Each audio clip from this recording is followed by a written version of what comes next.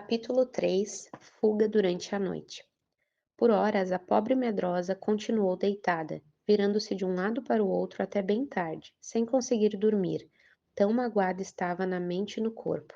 Em algum lugar, nas profundezas da sua mente, algo terrível a inquietava, como a lembrança de alguma coisa que teimava em escapar. Quando afinal conseguiu dormir, ainda esse pensamento a perturbava. 1 ou 2 horas mais tarde, ela acordou de repente com a mente alerta, sentindo uma dor cruciante, até então desconhecida. O espinho em seu coração latejava de maneira quase insuportável. Era como se a dor martelasse alguma coisa confusa, fora do alcance do seu entendimento. De repente, como num temível relâmpago, tudo se tomou tudo se tornou claro e ela se encontrou murmurando muitas e muitas vezes. O pastor veio e me chamou, conforme havia prometido, mas eu não fui ao seu encontro, nem lhe dei uma resposta. E se ele pensou que eu mudei de ideia e desisti de acompanhá-lo? E se ele se foi de vez e me deixou para trás? É, sim, ele foi e eu fiquei. O choque deste pensamento foi terrível.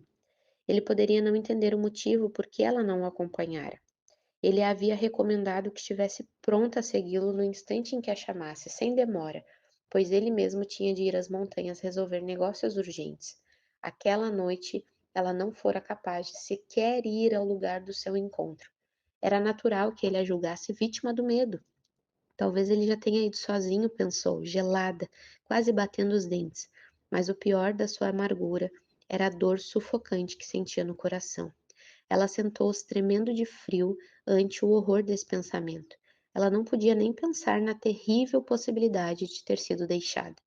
Na mesinha de cabeceira, o velho livro de cânticos estava aberto. Lançando-lhe um olhar à luz da lâmpada, ela leu, na página aberta, uma canção sobre outra pastora.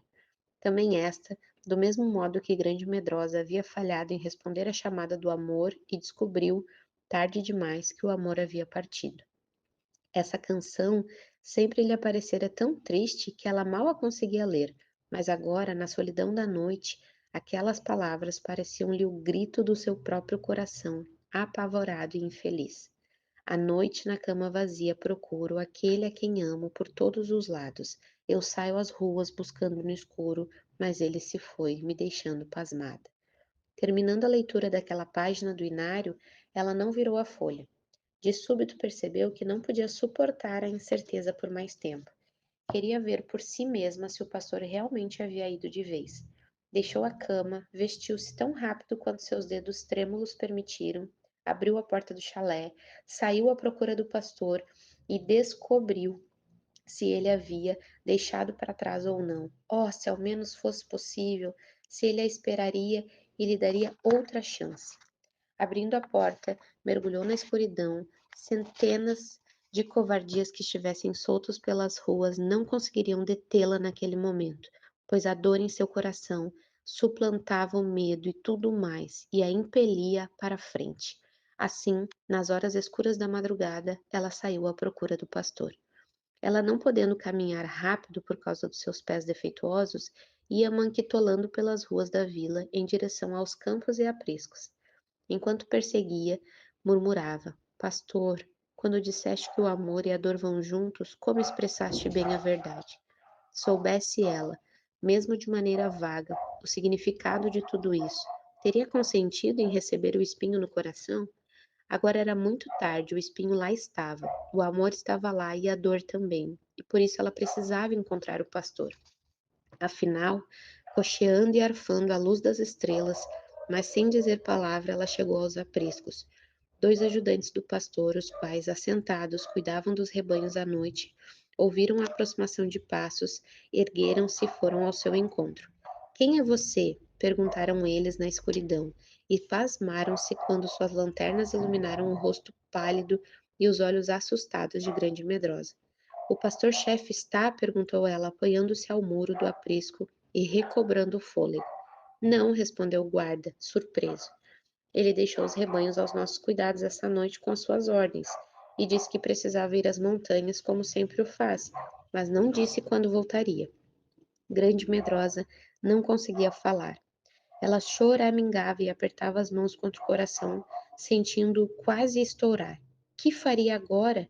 Ele, por certo, achando que ela não mais quisesse acompanhá-lo, não a esperou.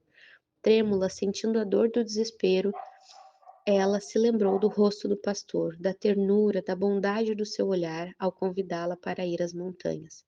Veio-lhe à mente que ele se compadecia dela e a compreendia tão bem. Conhecendo todos os seus temores, não a deixaria enquanto não estivesse certo que ela se recusava a acompanhá-lo.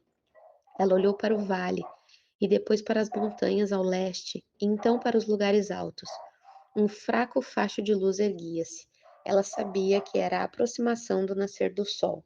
Imediatamente lembrou-se do último verso do cântico triste que ela havia lido, o último verso da página que ela não havia virado. As palavras chegaram-lhe aos ouvidos como um sussurro, bem, na hora que um pássaro começava a cantar em um dos ramos ao lado dela. Achei meu querido na noite mortiça, e num forte abraço o prendi, e disse àquele que é meu amor: não posso jamais deixá-lo partir. Cantares 3, do 1 ao 5.